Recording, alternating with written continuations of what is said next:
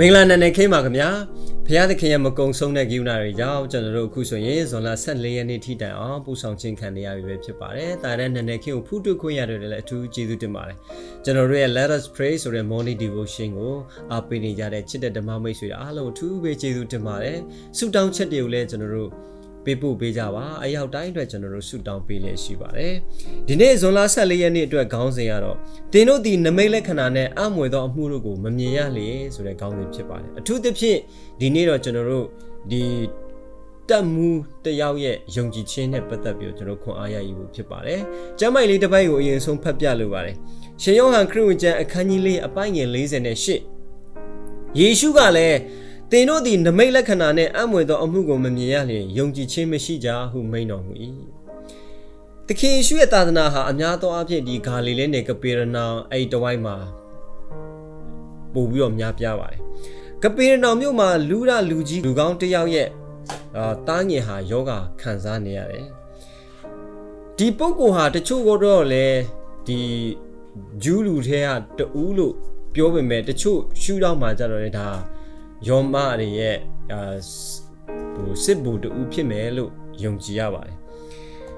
သူ့ရဲ့သားတယောက်အင်မတန်မှအသေးအံဖြစ်နေတယ်သူ့မှာမျောလင့်ချက်မရှိတော့သူနောက်ဆုံးမျောလင့်စရာတစ်ခုကတော့သခင်ယေရှုဟာလူနာတွေကိုတတ်တာပျောက်ကင်းစေတယ်ဆိုတဲ့အရာပဲဒါပေမဲ့သူ့စိတ်ထဲမှာတွေးဟဖြစ်နေတယ်တကယ်ပျောက်မလားမပျောက်ဘူးလားသခင်ယေရှုကလာရောက်ပြီးကုသပေးမှာလားမကုသပေးဘူးလားဒါကြောင့်သူဟာဆိုလို့ရှိရင်သူရှိတဲ့နေရာနေပြီးတော့ဒီသခင်ယေရှုရှိတဲ့နေရာဂါလိလဲအိုင်နေဇက်ထိကိုအပြေးလွှာဒုံဆိုင်နှင်လာခဲ့တယ်သခင်ယေရှုနဲ့တွေ့တဲ့အခါမှာအကူအညီတောင်းပါတယ်အကူအညီတောင်းလာသည့်တိုင်အောင်ခရစ်တော်ယေရှုဖျားရှိရောက်သည့်တိုင်အောင်သူ့မှာအဲ့ဒီတန်တရားစိတ်ကတော့မပြောက်သေးဘူးတန်တရားစိတ်နဲ့ပြေဝနေတဲ့ဒီပုဂ္ဂိုလ်သခင်ယေရှုကကြည့်တဲ့အခါမှာသူသိတယ်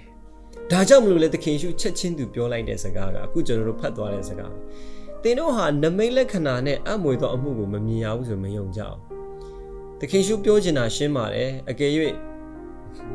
သူ့ကိုပြောက်အောင်မကုပေးဘူးသူ့သားကိုပြောက်အောင်မကုပေးဘူးဆိုရင်ဒီပုဂ္ဂိုလ်ကသခင်ယေရှုကို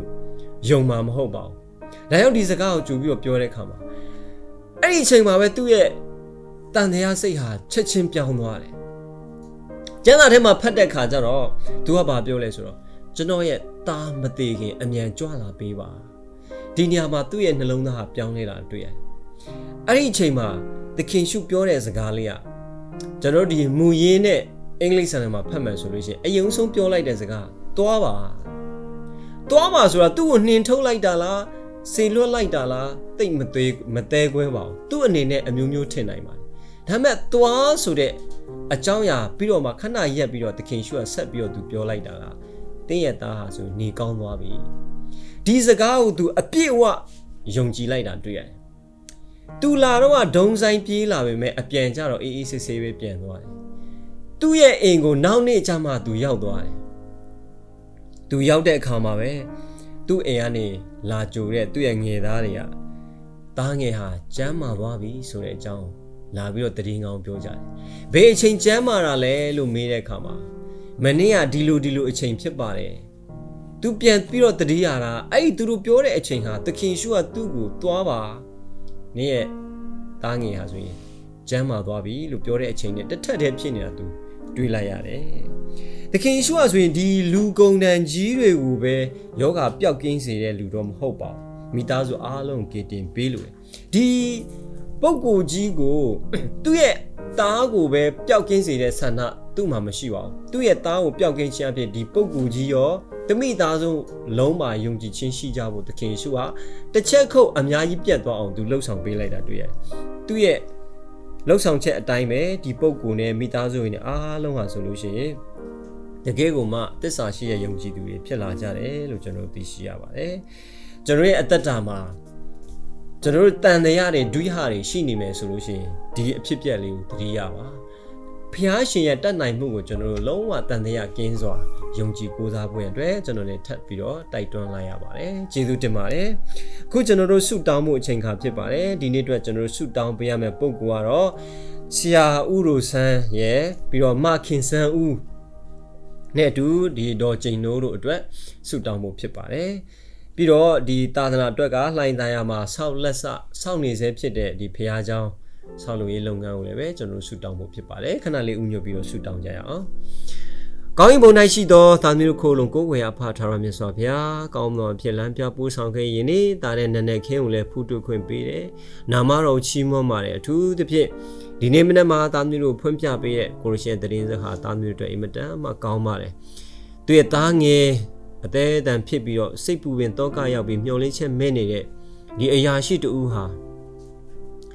ကိုရရှင်နဲ့တွေ့ဆုံတဲ့အခါမှာသူပြောင်းလဲသွားတယ်သူရဲ့တန်တရားတွေလည်းပျောက်ကင်းသွားသလိုယုံကြည်ခြင်းမှလည်းပုံမှုတော့ခိုင်မာစေတယ်ဒါမျိုးဒီကိုရရှင်နမိတ်လက္ခဏာအရင်မြန်းမှယုံကြည်တဲ့လူတွေမဟုတ်ပဲကိုရရှင်စကားတော်ကိုကြားကာများနဲ့ယုံကြည်ခြင်းအပြည့်ရှိနိုင်ဖို့ဆက်လက်ပြီးခွန်အားပေးသနာတော်မှာကိုရိုလက်တော်စက္ကန့်နှံမှာ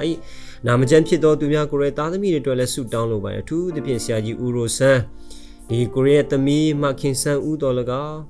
အန်ဒီဒေါ်ကျိန်နိုးကိုလည်းကိုရရှင်ကောင်းကြီးပေးတော်မှာသူတို့သုံးဦးရဲ့ခံစားနေရတဲ့ဝေဒနာအသီးသီးတိုင်းကိုလည်းပဲကိုရနာမတော်အားဖြင့်တတ်တာပြောက်ကြရတော့အခွင့်ကိုရရှိဖို့ကိုရမာစာလံပြပေးပါကိုရလက်တော်ရဲ့စက္ကန့်နှံမှာထို့တူဒီအသိတော်သာသနာလုပ်ငန်းအတွက်နဲ့ပတ်သက်ပြီးတော့လှိုင်သာယာမှာဆောက်လုပ်ဆဲဘုရားကျောင်းအတွက်လည်းဆုတောင်းပါတယ်အစားအစာအစဉ်ပြေဖို့ကိုရောမဆာပါဆောက်လုပ်နေတဲ့ပုံကိုယ်တွေသက်ဆိုင်ရာလူကြီးတွေနဲ့ဒီအသိတော်ဘန္နာငွေတွေအားလုံးအစဉ်ပြေချုံးပေါ်ပြီးကိုရောရှင်ရဲ့ဘုန်းတော်ထင်ရှားစေတဲ့ကျောင်းတစ်ခုဖြစ်လာဖို့မဆာပြပါတာမီတဲ့ဆုတောင်းချက်ရအလုံးဆိုတော့ကိုရောလက်တော်စက္ကန့်နှံမှာ